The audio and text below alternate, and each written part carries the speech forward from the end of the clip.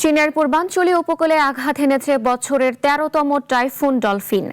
শক্তিশালী এই ঝড়ের প্রভাবে জেজিয়াং প্রদেশে শুরু হয়েছে প্রবল ঝড়ো হওয়া এবং মুষলধারে বৃষ্টি। দুর্যোগ মোকাবেলায় সর্বোচ্চ সতর্কতা জারি করেছে স্থানীয় প্রশাসন। চীনের জাতীয় আবহাওয়া কেন্দ্র বা এনএমসি জানিয়েছে, রোববার ভোরে ডলফিন পূর্ব চীন সাগরের দক্ষিণাংশে অবস্থান করছিল। সে সময় ঝড়টির সর্বোচ্চ বাতাসের গতি ছিল ঘন্টায় ১৬২ কিলোমিটার। পরে ঘন্টায় ১৫ থেকে ২০ কিলোমিটার গতিতে উত্তর পশ্চিম দিকে এগিয়ে চেচিয়াংয়ের উপকূলের দিকে অগ্রসর হয় টাইফুনটি। এর প্রভাবে উপকূলীয় এলাকায় ভারী বৃষ্টি, প্রবল বাতাস এবং জলোচ্ছ্বাসের আশঙ্কা তৈরি হয়।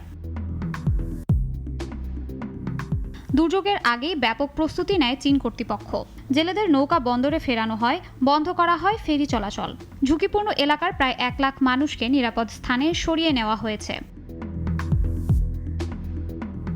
চেচিয়াংয়ে ১৬২টি যাত্রীবাহী ফেরি রুটের কার্যক্রম বন্ধ রাখা হয়। একই সঙ্গে ১৯৩টি অফশোর প্রকল্পের কাজ স্থগিত এবং ৪৭৪টি নির্মাণ জাহাজকে বন্দরে ফিরিয়ে নেওয়া হয়েছে। টাইফুনের প্রভাবে বন্দরনগরী সাংহাইয়েও ব্যাপক প্রভাব পড়ার আশঙ্কা তৈরি হয়। সেখানে প্রায় ১,৩৮৪টি ফ্লাইট বাতিল হতে পারে বলে জানানো হয়। রোববার বিকেল ৫:৩০টার দিকে চেচিয়াংয়ের ইউহুয়ান শহরে আঘাত হানে টাইফুন ডলফিন। এর কিছুক্ষণ পর সন্ধ্যা ৬টা ৪০ মিনিটের দিকে একই প্রদেশের ইউয়েচিং শহরেও দ্বিতীয়বার স্থলভাগে আঘাত হানে ঘূর্ণিঝড়টি। তবে এবার টাইফুন মোকাবিলায় শুধু প্রচলিত ব্যবস্থার উপর নির্ভর করছে না চীন। ব্যবহার করা হচ্ছে ডিজিটাল প্রযুক্তি ও অত্যাধুনিক সরঞ্জাম। এদিকে নিংপোতে জলসম্পদ স্থাপনায় টহল দিচ্ছে বুদ্ধিমান রোবট কুকুর।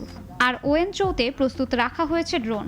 জরুরি পরিস্থিতিতে এসব ড্রোন টানা ৫ ঘন্টা উঠতে এবং একই সঙ্গে প্রায় ১,২০০ মানুষকে সহায়তা দিতে পারবে।